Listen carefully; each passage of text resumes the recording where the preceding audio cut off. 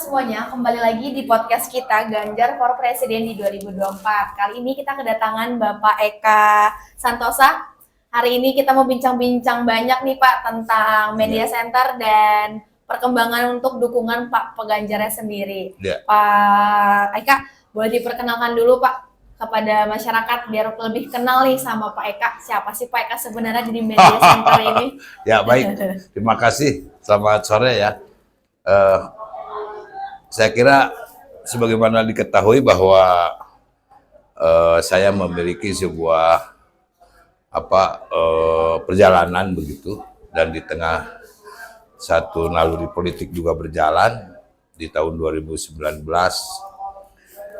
menangkap sebuah kekhawatiran ya atas keberlangsungan kehidupan kepemimpinan nasional untuk Indonesia ke depan, yang tentu diawali dalam periode 10 tahun atau waktu itu 5 tahun sebelumnya dipimpin oleh seorang tokoh yang datang memang dari grassroots begitu, yang kebetulan menggunakan sebuah kendaraan partai pemenang pemilu ya, dalam hal ini Pak Jokowi. Tetapi saya memiliki sebuah naluri lain begitu. Jadi persoalan adalah siapa nanti pasca Pak Jokowi. Betul.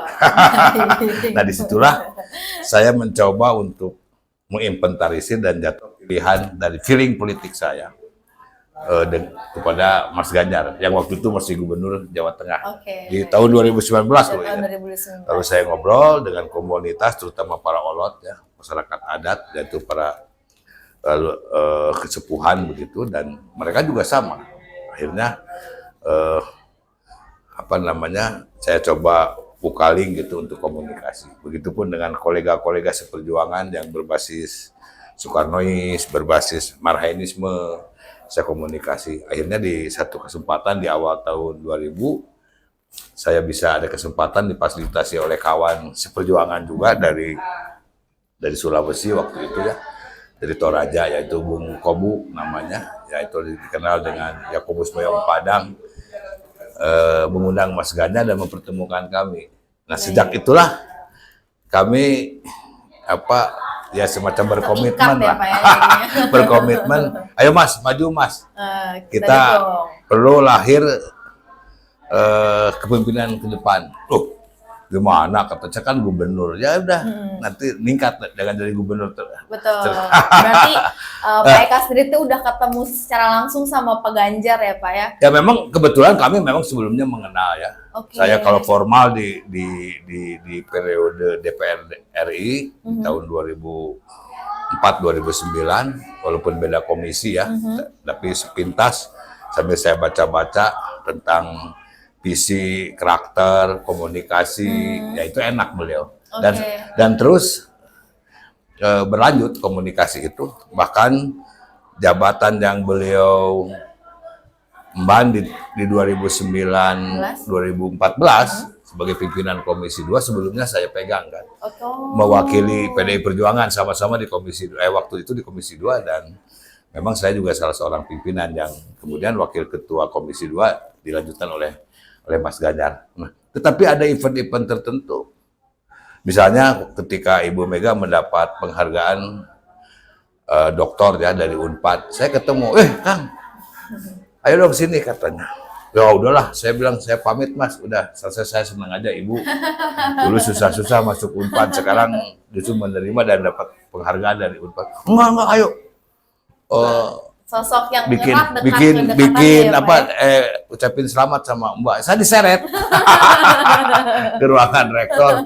Tahun berapa itu ya? Artinya ada memang komunikasi baik, dan komunikasi baik oleh orangnya cukup familiar ya, dan dengan semua lapisan ya. Ya seperti ya, kita tahu Pak Ganjar tuh orang yang sangat merakyat banget ya Pak ya.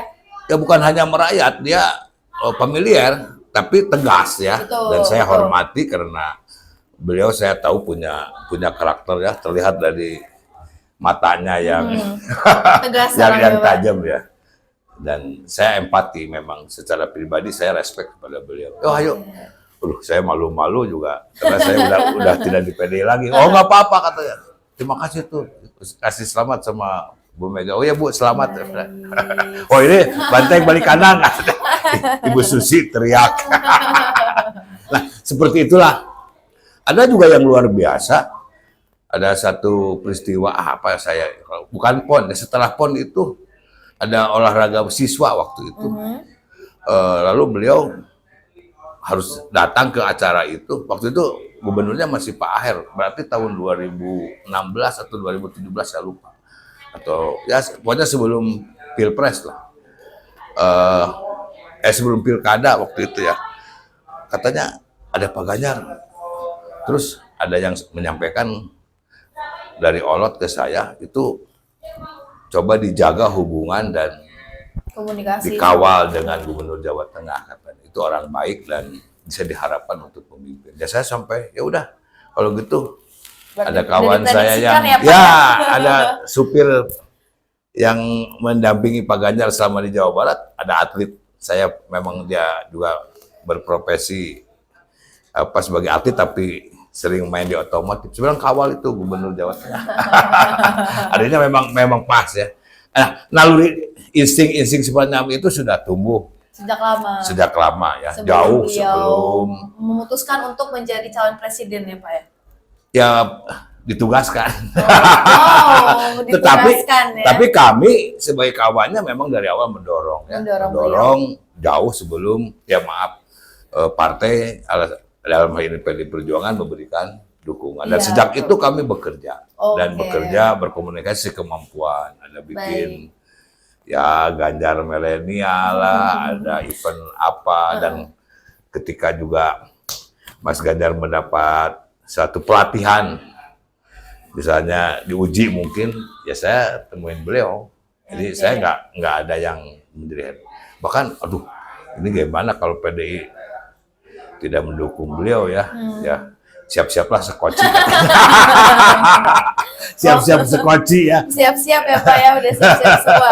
Pak, ngomong-ngomong nih Pak, hari ini kan hari Kamis tanggal 14 September 2023 nih Pak. Ada apa sih Pak di hari ini untuk Media Center? Dengar-dengar katanya Media Center hari ini opening pembukaannya Pak ya?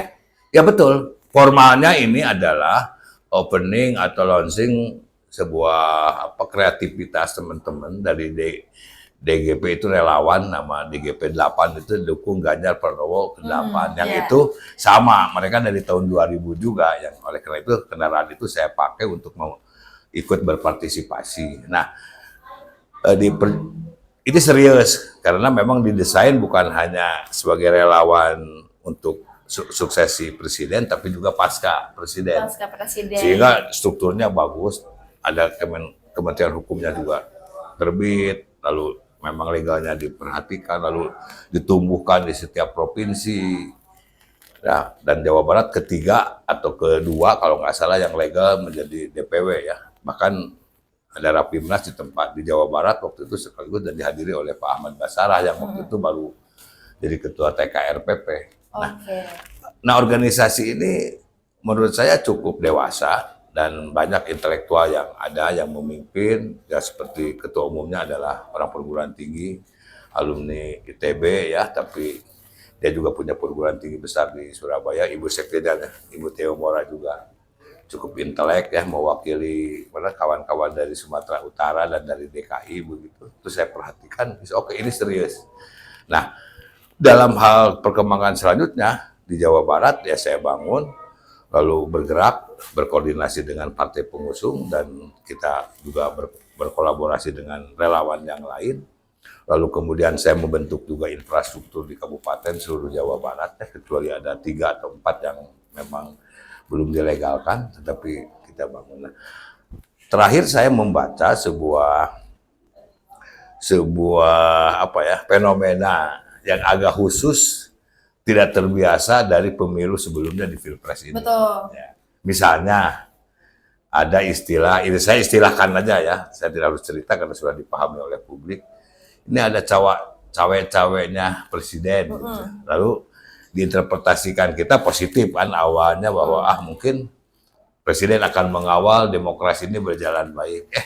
Tetapi cawe-cawe jangan-jangan cawe-cawe menitipkan Kali sedep orang mencari kerja Kalau katanya siapa putrinya Gus Dur itu mencari kerja. Pak Eka, menurut Pak Eka nih ya, apa sih alasan sehingga media center di Garsu nomor 39 ini tuh apa? Nah itu yang saya maksud ya. Dan harus hari ini diresmikan. Nah itu ada hal lain yang juga menjadi tantangan ya, yang tidak mungkin ditembus oleh kami secara pribadi, dan saya tidak terlalu meyakini juga dengan infrastruktur yang dibangun oleh partai yang pengusung Pak Ganjar. Ya kejujuran saya. Betul. Sebab ada istilah lain ya, seperti dari cawe-cawe, lalu ini anak haram lahir lahir dari anak haram konstitusi, lalu ya banyaklah fenomena-fenomena itu yang intinya ini ada hal yang harus kita waspadai dan kita cermati dalam konteks pengawalan demokrasi. Oke, baik. Dan lebih dalam dari itu, yaitu bahwa esensi dari Pilpres ini atau Pileg ini kan menjalankan konstitusi. Betul. Nah, saya melihat ada titik-titik yang khawatir di mana konstitusi ini tidak berjalan secara baik, ya. Lalu demokrasi pun akan terganggu. Contoh, misalnya, apa iya sih, ya maaf ya, aparat ini netral. Ya, apakah iya penyelenggara pemilu ini taat kepada konstitusi? Ya, kok bisa ngerubah-rubah? Ya, kenapa? Ya saya punya pengalaman. Saya pernah ikut terlibat langsung mulai dari membentuk KPU pusat ya, waktu di posisi Komisi 2. Menjelang pemilu 2009 ya, membentuk Bawaslu, bahkan saya mencarikan kantor sekretariat Bawaslu ya, yang sekarang Jalan Tamrin, itu langsung pelakunya saya. Kemudian saya pun terlibat dalam pengawalan, mewakili lembaga DPR, mewakili bersama Mendagri, Kapolri, ya, mengawal pelaksanaan Pilpres 2009. Di dunia ya, cukup banyak ya Pak ya? Ya lumayan lah ya. Cukup panjang perjalanan ya Pak ya. Artinya, tapi biasa aja, memang ada persaingan ya. Ada satu stigma-stigma yang dibangun, biasalah kalau soal jeb-jeban biasa. Tetapi kalau ini lain ya, dan saya memperhatikan dua suara dari para akademisi, ya, para yang melahirkan istilah tadi kan. Mereka. Kalau dulu hanya ada sentimen istilah saling sinir antara cebong dengan kampret misalnya. Kalau ini bukan, ini lebih dari itu. Itu lebih dari itu, sehingga ada satu kekhawatiran. Istilah saya bukan menang. Nanti ada yang memenangkan. Betul, Ini dijadikan media center ini ya Pak ya. Ada sesuatu dipaksakan dimenangkan. Ini berbahaya. Jadi persoalannya bukan soal kalah menang. Ya, bukan soal menjadikan kawan tadi yang bercerita untuk jadi penguasa. Saya kira tidak hanya seperti itu yang ada di benak kepala sehari ini. Tetapi ini sebuah perjalanan reformasi, ini amanat konstitusi yang harus dijaga dan diamankan. Betul. Dan di situ saya meyakini bahwa di perjalanan bangsa ini perubahan yang terjadi, baik dari sejarahnya perjalanan revolusi, kemudian juga ketika peralihan dari Orde Lama ke Orde Baru, begitupun ketika reformasi terjadi yang sekarang sudah berjalan 20 tahun, peran media ini penting. Betul, berarti media center kedepannya akan menjadi media yang menjadikan pemilu transparan, Pak ya? Saya memprediksi, sekarang jurus apa yang harus saya tembus ketika ada menghadapi hal-hal yang irasional yang tidak terjangkau hanya dalam buihan seolah-olah kita peserta pemilu atau mendukung calon. Tapi ada pengawas yang independen, ya, sebab ya kalau lihat penyelenggaranya kan tadi ya, menghilang-hilangkan, lalu ada undang-undang PKPU-nya dilambat-lambat, lalu ada rubah lagi, bahkan ada usulan nanti apa ya seperti pilkada juga mau dipercepat, lalu ada pilkada yang serentak apa dan ini sesuatu yang ganjal ya Pak ya. Jadi kita ingin menarik sebuah kekuatan tambah energi dari pilar keempat dari demokrasi, yaitu press. Yaitu media. Jadi inilah satu gagasan dasar kenapa Di samping kita door to door, menyapa masyarakat dan meyakinkan publik. Kan siapa yang bisa memberikan satu informasi dan pendidikan politik? Ya, ya maaf. Misalnya, ya saya bukan a priori terhadap lembaga survei, tapi ada indikasi ini bukan rekayasa ya, digiring-giring begitu seperti bertindak menjadi seperti peserta pemilu derajatnya, kan nggak benar juga. Ya harusnya berperan hanya sebagai pendamping atau pengawal, atau bahkan mungkin lembaga survei bisa jadi jurkam. Ya, nggak boleh Pak, nggak bisa kayak gitu. Ya, mungkin media pun ada yang seperti itu ya. Tetapi untuk apa secara kelembagaan yang namanya media massa itu sebuah kekuatan besar menurut saya. Oleh karena itu, maka saya sebagai ketua DGP 8 lebih memilih menggandeng dan bermitra dengan para wartawan, dengan berbagai media untuk ayo kita kawal nih. Kawal sampai 2024 nih ya, Ya, Pak. kawal, bila perlu tidak hanya 2024, kepemimpinan seterusnya ya. Ayo kita. Nah, itulah secara spontan kebetulan kami diberi, ada yang memang ini kan gotong royong. Betul. Ya. Kalau nyewa saya nggak mampu, uang yang dari mana, saya bukan komisaris Telkom ya. Kayak Sleng misalnya, bukan juga komisaris BUMN kan, walaupun saya ikut mendukung Pak Jokowi, tapi ya gini-gini aja lah tiara. Jadi intinya media center ini berdiri karena urusan semuanya ya Pak ya. Dan itu tadi spontan ya. Spontanitas. Dan saya juga bangga lihat teman-teman begitu, kita bikin, ayo semangat. Ya. Ya saya bilang siapa yang ngasih makan siang mereka? Ya nggak perlu Kang. Gampang ya itu. Gampang lah katanya. Diatur, Masih ada warteg. Lalu ini juga bisa ada apa mic, speaker kayak gini dari mana nggak tahu teman-teman. Ya. Apa pinjam atau apa saya. Berarti ini media center berdiri karena ketulusan semuanya. Ketulusan ya, dan semua kompak ya. Dan ini gotong ya. royong. Tapi intinya kita kawal ya. Dan jangan main-main dengan proses ini, sebab ini menyangkut pertaruhan ya masa depan negara dan bangsa. Lebih-lebih ada sebuah nilai yang ingin diwariskan kepada generasi Indonesia yang punya perjalanan lebih panjang dari saya. Betul. Ya saya nggak tahu ya berapa kali lagi ikut pemilu, tapi generasi Z dan milenial ini kan jadi tanggung jawab kita sekarang ya Pak ya. Ya, ini bahkan dengan suatu fenomena yang seperti ini, yang tadi cawe-cawe apalah, cerminan itu kan bisa kita lihat dari debat pertama saja. Betul. Loh kan yang dimaksud nomor 3 ini apa konsepsi berpikir Anda ketika mau jadi presiden? Betul. Tentang apa yang menjadi krusial di masyarakat, soal HAM, soal peristiwa itu, peristiwa ini, dan ini biar tidak menjadi bulan-bulanan dan isu yang tidak kunjung selesai. Berarti, loh, Pak, tapi diresponnya kan, loh ini tendensius apa enggak? Yang dimaksud adalah, ayo presiden ke depan ini selesaikan. Ya. Dan saya setuju, hal itu harus diselesaikan. Kita mau kapan? Bukan TOP ya, tapi keluar dari masa lampau, dari saling mendiskreditkan. Ini zaman dulu kalah begini, lalu dulu si A begini. Dan memang kebetulan calon yang kami dukung tidak memiliki cerita apapun, ya. Seberapa tinggi sih Pak potensi Pak Ganjar untuk menjadi presiden di Saya yakin beliau orang di antara yang ada, dan dari sekian tokoh nasional, bahkan di internal beliau pun, di mana saya pun bagian daripada itu dulu ya, dan sekarang lah jiwa masih.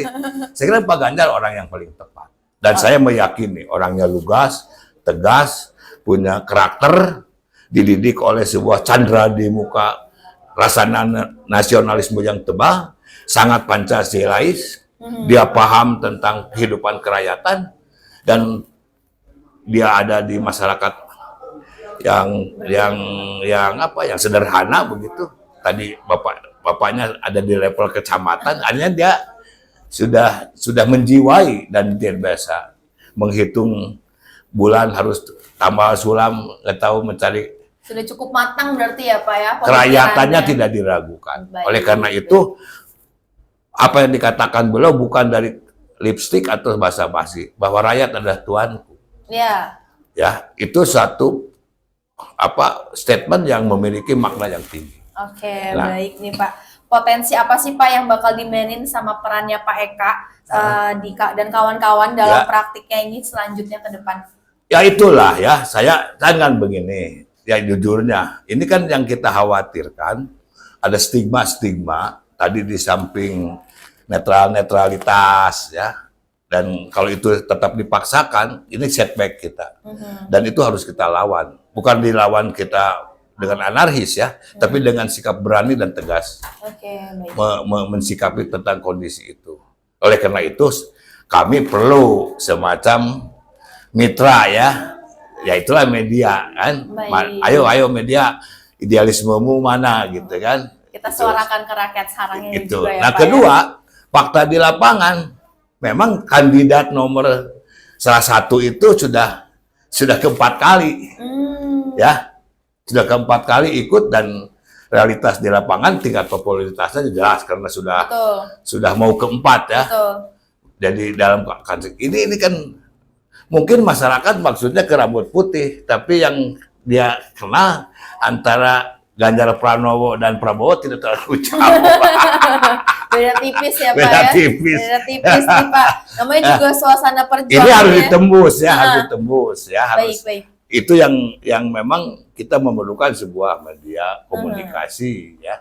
Berarti tujuan Ya. media center ke depannya akan kurang lebihnya seperti yang Bapak jelasin tadi ya. Ya, dan memang kita ingin meletakkan platform itu. Lalu kedua, sosok wakil presiden. Kan. Iya, Pak Mahfud MD. Mungkin dikenalnya di kelompok menengah ya.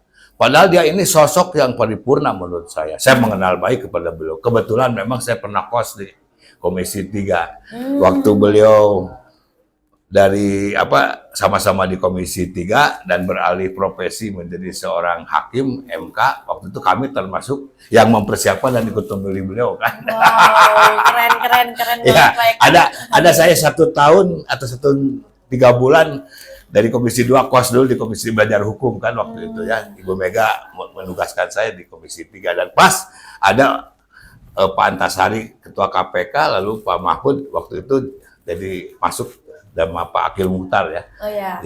Yang mantan MK yang ada masalah hukum itu sama-sama, dan kami memilih dia. Dan saya tahu persis. Dan itu Gus Durian. Tidak ada keraguan untuk diri saya tentang Gus Dur.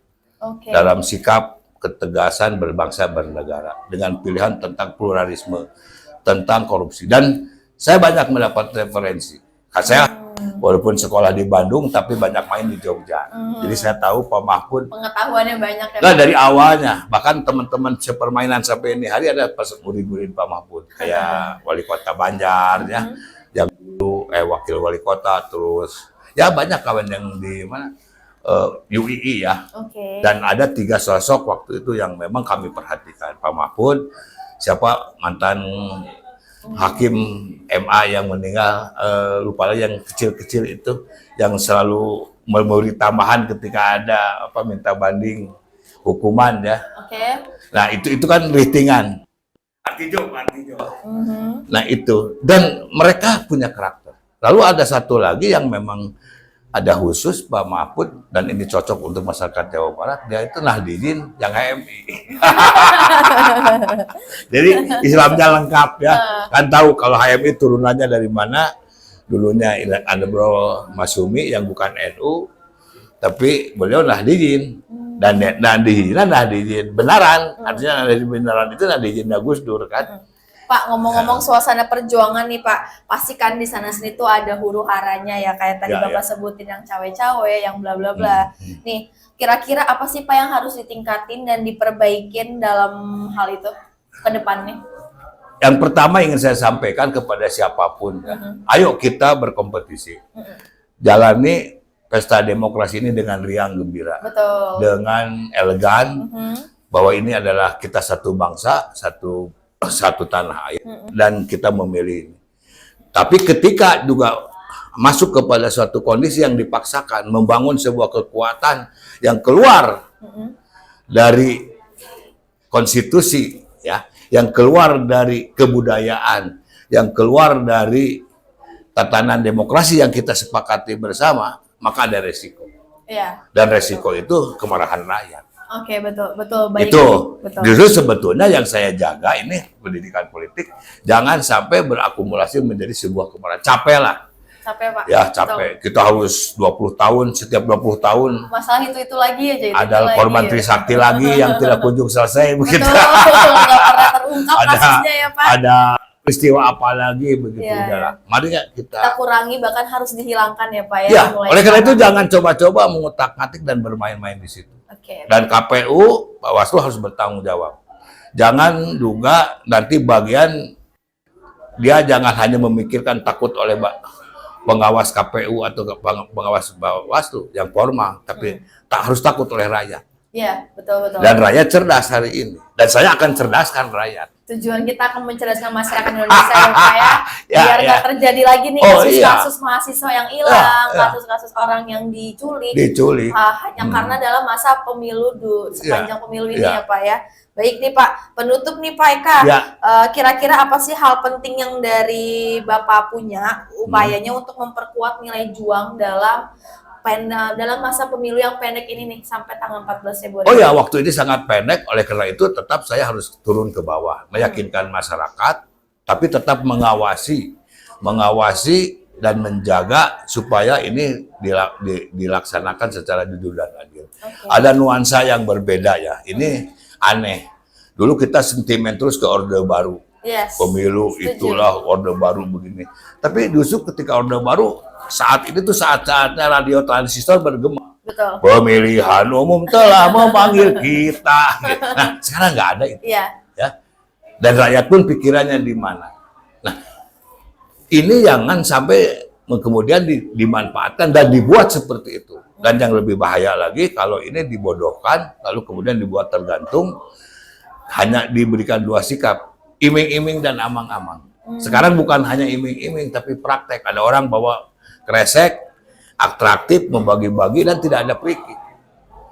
Kalau orang, itu kan wasit, harus benar dong. Betul. Keributan itu di sepak bola karena wasit yang tidak adil. Karena Ya, wasit setuju. yang ngaco. Betul. Ya.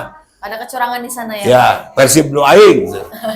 Nah, kalau Bobotoh ini marah, ya, jangan tunggu. Ini udah habis semua, hancur semua. itu maksud saya, ya. Nah, itu oleh karena itu, tapi tetap kita ada di luar konstitusi. Ya. Luar konstitusi. Kalau memang kemudian ini bagian yang mencatat, meninggalkan sejarah untuk kebaikan, ya kenapa tidak? Ini masa juga bagi saya adalah sebuah komitmen. Saya nggak tahu apakah sampai ikut pemilu lagi ingin kita lihat. Tetapi ada satu nilai warisan yang ingin kita wariskan. Betul. Dan ingat 60% generasi Z. Betul. Ya. Baik, berarti Itu yang harus harapan kita wariskan. yang kita Ya. selamatkan generasi sekarang ini ya Pak ya. Baik, baik, Ya. baik. Pak Eka, aku terima kasih banyak untuk Ya. waktunya kali ini. Semoga nanti Baik, kita ketemu sama-sama. lagi di next Ya. podcast berikutnya. Jadi intinya Media Center ini akan berdiri untuk parankan Ya. sebuah pemilu di 2004 ini ya Pak ya. Khususnya di Jawa Barat ya. Khususnya di Jawa Barat. Ya. Karena apa? Kita nggak pengen lagi ada kejadian-kejadian Ya. seperti Trisakti, seperti orang hilang dan Ya. lain-lainnya ya Pak ya, Ya. di masa pemilu. Dan satu hal kita yakin nih bahwa yang diusung oleh kami bukan tanpa perhitungan, dan siapa yang akan mengatakan tidak baik, menjadi orang merasa orang baik pasti pilih orang baik. Ya. Pasti. Makasih Pak Eka untuk Ya. waktunya. Selamat sore Sore, semuanya. ya terima kasih. Jadi tagline-nya